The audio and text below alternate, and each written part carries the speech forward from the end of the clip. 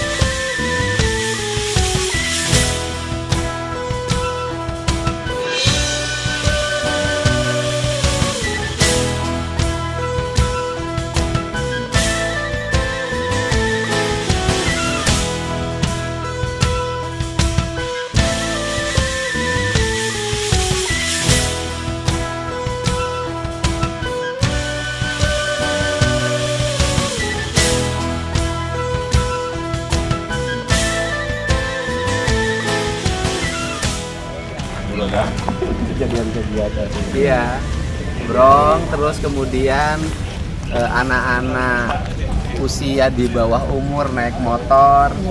Kalau menurut saya ke depan itu tidak ada jalan lain kecuali sekolah mulai tegas. Karena kan kalau polisi nilangin nggak mungkin. Sekolah harus mulai tegas, bikin aturan. Saya dulu waktu jadi bupati bikin aturan. Iya, sekolah bikin peraturan untuk melarang anak-anak di bawah umur ke sekolah. Selama ada bis angkutan, selama ada angkutan umum. Karena kendaraan tuh mungkin ya, kalau bis kan sekarang 10 sekali kan jadi heboh luar biasa kan. Tapi yang kecelakaan motor tiap hari berapa gitu? Ada aja kan? Ada. Kalau se-Jawa Barat digabungin kecelakaan kendaraan motor per hari, anak-anak di bawah umur lebih dari 10 mungkin yang kecelakaan. Jadi pembunuh nomor 1 apa?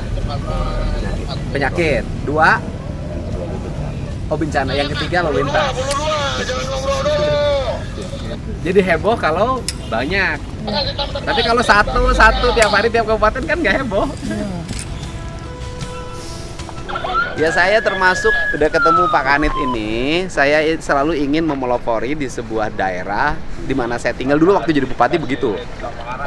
Yaitu di sebuah daerah tuh mulai dari desa, dari kampung, pendidikan orang tua pada anak untuk tertib lalu lintas.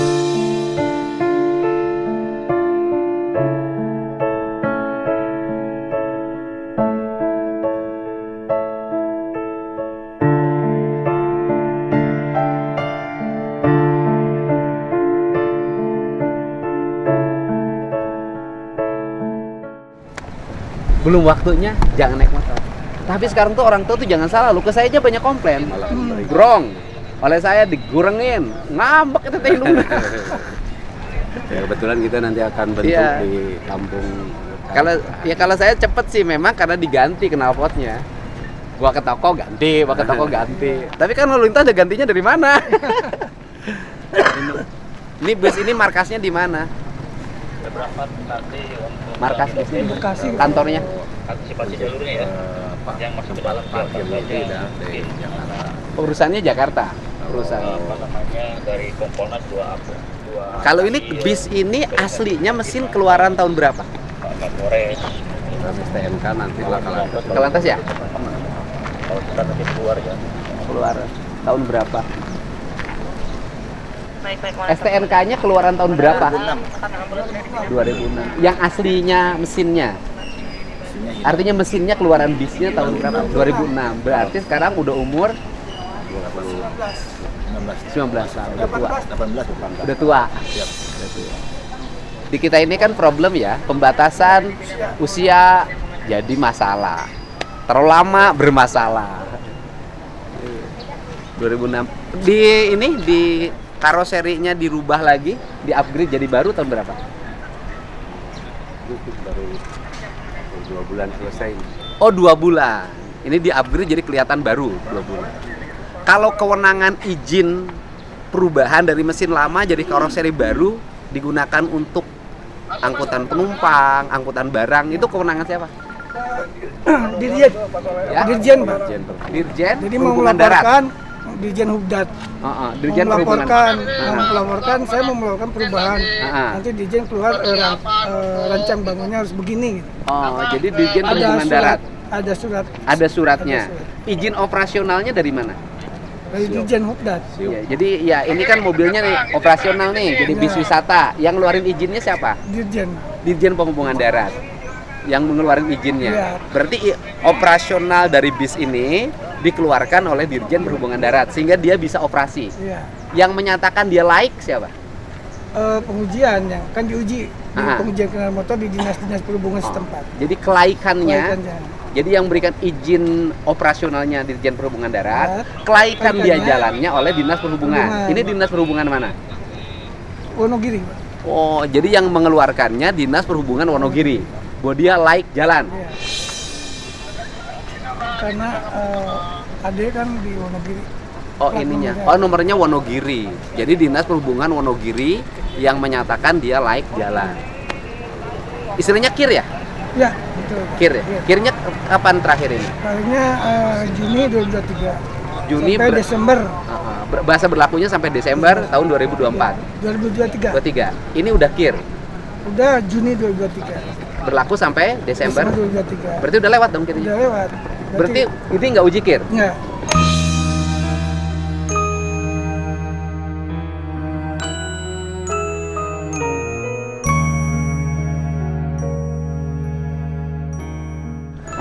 Jadi ini udah nggak uji KIR ya? Iya, Pak.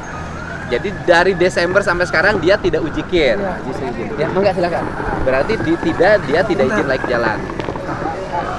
Oh iya, siap.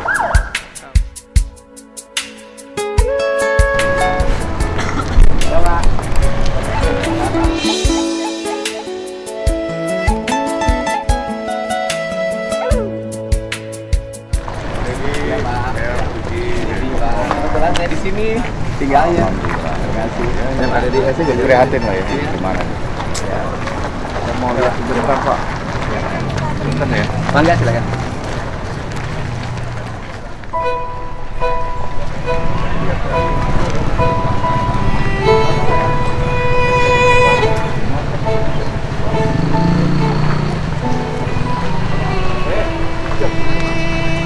Tadi sampai ada dashboardnya di sana tadi di TKP di bawah sini. Ya, siap.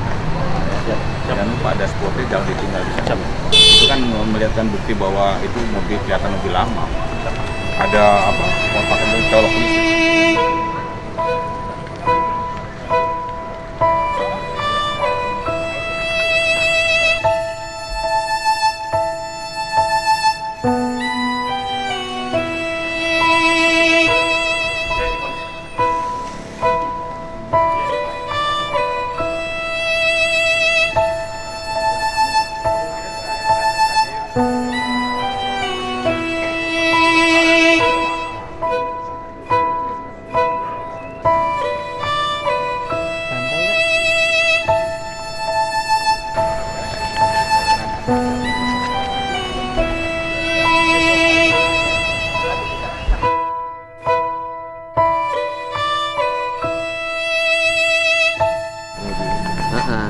tadi dijelasin Pak, ini kan pelajaran penting Pak.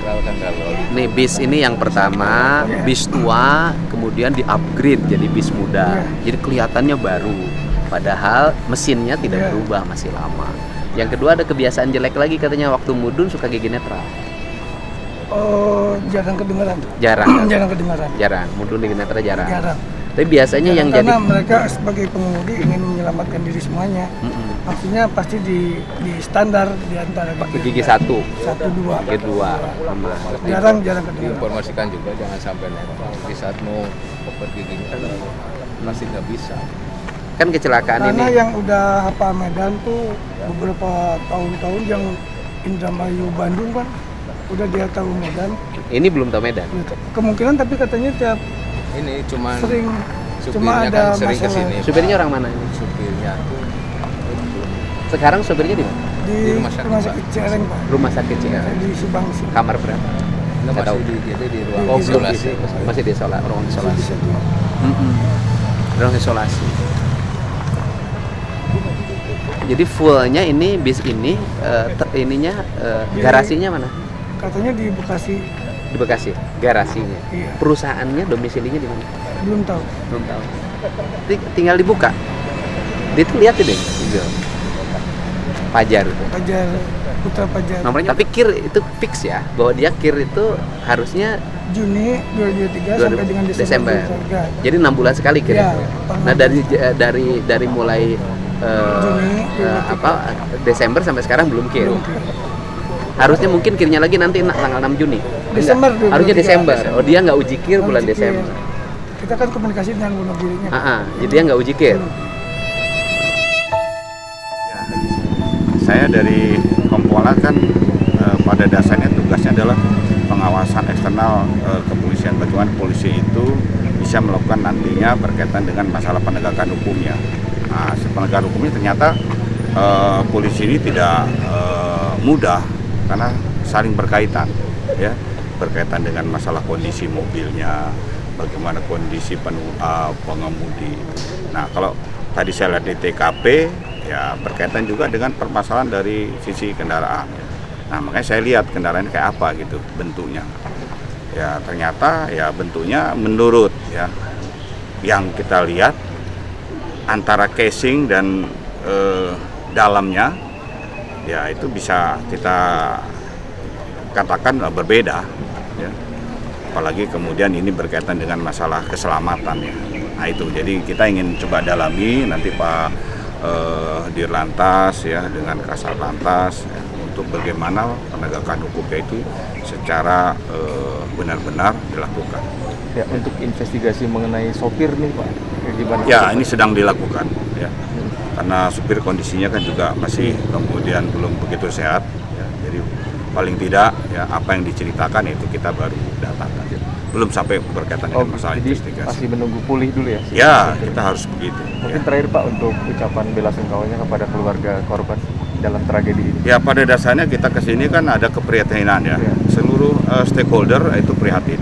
Kami pun dari Kompolnas prihatin melihat hal ini terjadi lagi. Nah tentunya berharap ya kepada keluarga ya. Pertama ya itu merupakan suatu kejadian yang kita tidak inginkan ya, kita ikut prihatin ya untuk hal ini. Nah tentunya ke depan ya, saling bersinggungan. Masyarakat juga harus mau ya apabila ingin selamat ya mencarilah kendaraan yang betul-betul kendaraan yang berkeselamatan ya. Jangan kemudian ya yang murah, yang mudah kemudian kita lakukan sewa dan sebagainya. Nah, kemudian terakhir ya bagaimana juga ya secara bersama-sama sinergi stakeholder itu harus mau melakukan introspeksi dan melakukan aksi yang harus dilakukan ke depan itu apa? Pencegahan itu jangan terulang lagi seperti ya yang lalu lebih dari 21 di Cikidang itu ya, 2018 itu kan juga sama kan terjadi lagi ya. Nah, itu saja sih. Ada sanksi buat perusahaannya nggak Pak? Ya, seperti tadi sudah saya sampaikan untuk penegakan hukum itu pastinya akan dilakukan secara lebih dalam lagi, lebih detail lagi. Bila terbukti, ya itu lakukan. Ya, oke ya. Terima kasih Pak. Ya, terima kasih. Siapa? Ya Pak, dukung sehat.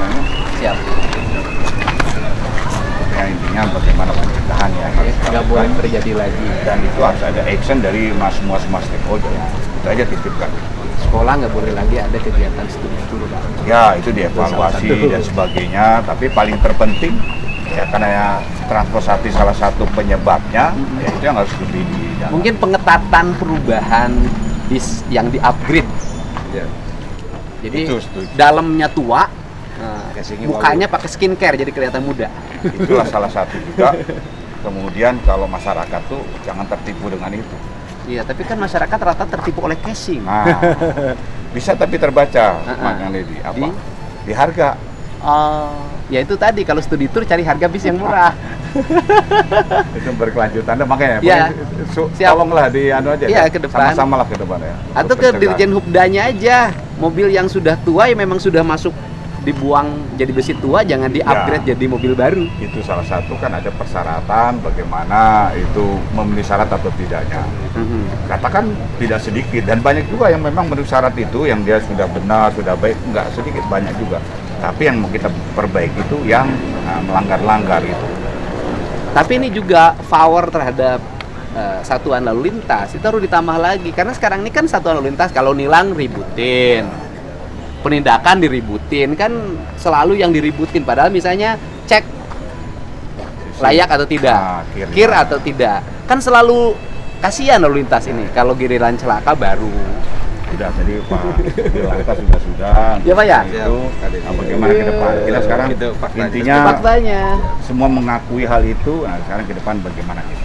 anak di bawah umur sekarang naik motor bebas aja, mau ditilang orang tuanya ngambek. Ya, berarti kan harus turut serta orang tua yang bisa menahan, mengawasi. Saya dulu waktu jadi bupati itu ada aturan Pak, anak di bawah umur ke sekolah pakai motor tidak naik kelas.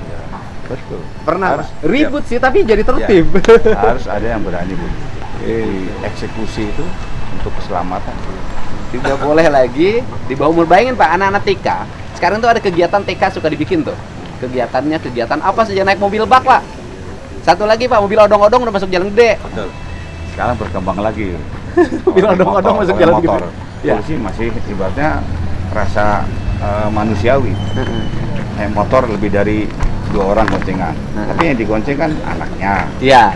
ya kan, bayinya. Nggak tega polisi. Padahal dia kalau sudah bapak, ibu plus anak udah bisa ditilang. Iya. Nah itu kan artinya kembali ke masyarakatnya lagi. Tolong diingatkan semua. Siap. Ingatkan ya jangan jadi tameng lah anak itu diduduk di depan. Polisi sementara masih ada rasa keengganan. Nah tapi harus sama-sama. Alasannya saya kan miskin, Nah. hanya punya ini aja. Ya. Tapi kan kalau mau selamat, kalau nggak selamat Iya, gimana? udah miskin, nanti celaka. Nah. Biayanya mahal lagi biar rumah Ya, sakit. itu diingetin lagi. Siap. Polisi pasti akan bisa menindak itu, tapi tadi, ya kan? Iya. Bu, saya Masukin punya medsos, ini. dihajar rame-rame. Kasihan kan itu. Tapi kan itu untuk keselamatan sebetulnya.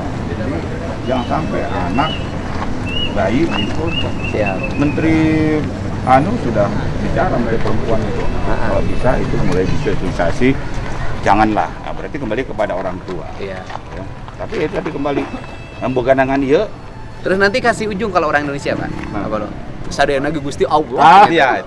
Ujung aja. Tadi salaman terus. Takdir. Oke dah. Nuhun ya. Terima kasih Saya Pak. pamit ya, mangga, Sehat Pak. selalu. Mangga. Assalamualaikum. Salam. Salam. Mana mobil saya? Oh iya. Pak. Terima kasih. Si alhamdulillah supirnya teh masih hidup. Masih hidup ya, patah kaki. Kalau meninggal kan masih Orang tahu. sininya kan satu orang meninggal kan, yang Yang ketabrak. motor, Ya. yang motor. Nuhun ya. Ya, Sehat selalu. nuhun ya, Bisa, sehat ya. nuhun. Amin, amin. Ya, aman. Ya Pak, salam. Ya Pak, nuhun. Salam.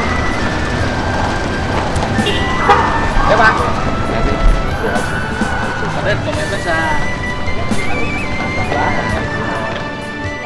Menurut saya rangkaiannya panjang ya. Yang pertama rangkaian sekolah membuat kegiatan perpisahan di luar areal sekolah dalam bentuk kegiatan studi tour atau apa. Itu problem menurut saya karena di situ tuh ada 2 problem. Satu, keamanan siswa, yang kedua pembebanan pembiayaan gitu ya.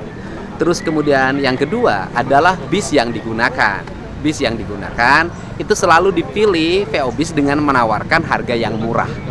Kalau harga yang murah pasti kualitas bisnya di bawah standar, dan kita bisa menemukan kan bisnya itu satu di bis tahun 2006 kemudian di-upgrade kembali. Setelah di-upgrade saya lihat kirnya itu juga sudah lewat. Dia kan harusnya Juni, Desember, sekarang sudah bulan Mei. Rangkaian kesalahannya juga berulang. Terus yang berikutnya adalah sopir kan sudah ada tanda-tanda ketika di rumah makan di atas bahwa bisnya dalam keadaan bermasalah, tetapi selalu memaksakan. Nah, sehingga akhirnya terjadi peristiwa ini, sehingga dievaluasi total. Kalau saya sih evaluasinya dua. Yang pertama, larangan sekolah untuk membuat kegiatan apapun yang sifatnya piknik, lakukan di sekolah. Yang kedua adalah Dirjen Kementerian Perhubungan Darat, saya saklek aja mobil-mobil yang sudah tidak layak jalan dilarang lagi untuk di-upgrade dalam bentuk apapun. Karena apa? Karena warga kita selalu pilih yang casingnya bagus dibanding dengan yang dalamannya bagus. Pak, terkait regulasi yang harus dibuat untuk pelarangan studi tour ini kan selama ini hanya surat edaran, Pak. Jadi aksi hukumnya kan nggak Kasih sanksi dong. Kepala sekolah yang menyelenggarakan itu misalnya diberhentikan. Apa saja bisa kok. Saya dulu ketika jadi bupati lakukan itu dan ditaati. Taat atau tidak taat terhadap sebuah edaran itu kan tergantung ketegasan, karena regulasinya kan Kepala Dinas Pendidikan Provinsi punya regulasi tentang itu, gitu loh. Kalau kabupaten kota, Kepala Dinas Kabupaten Kota tentang itu, dan hari ini kan Kepala Dinas Pendidikan Kabupaten Purwakarta tegas tuh, sampai hari ini ngikutin prinsip yang saya lakukan. Oke. Kang Deddy, satu lagi Kang Deddy, rumor yang berkembang Kang Deddy katanya Enggak, ngasih, jangan ngomong politik, ini lagi musibah. enggak ngasih motor ke pihak korban. Oh, enggak ngasih motor, ganti motor. Oh, ganti motor. Kasihan. Ya. Oke, makasih. Ya.